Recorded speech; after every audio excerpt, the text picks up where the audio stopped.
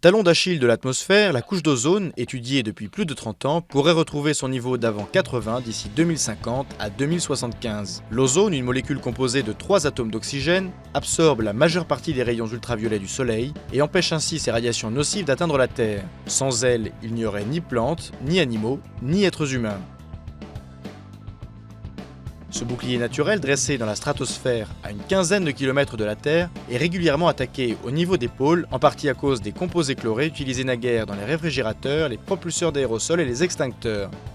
Les températures extrêmement basses restent le facteur principal de la destruction de l'ozone. Sous l'effet du froid, la vapeur d'eau et les molécules d'acide nitrique se condensent pour former des nuages dans les couches basses de la stratosphère. Dans ces nuages se forme du chlore qui détruit l'ozone. Depuis les années 60, l'ozone a diminué de presque 70% au-dessus de l'Antarctique et le trou dans la couche d'ozone a dépassé 25 millions de kilomètres carrés en 2011. Phénomène annuel qui survient au printemps, il se comble à partir de la mi-décembre. Mais désormais, il se manifeste aussi pendant l'été austral et en février.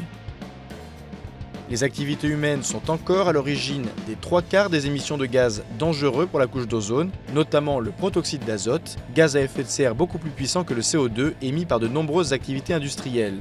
Mais dans la nature, des bactéries vivant dans le sol et les océans en produisent aussi.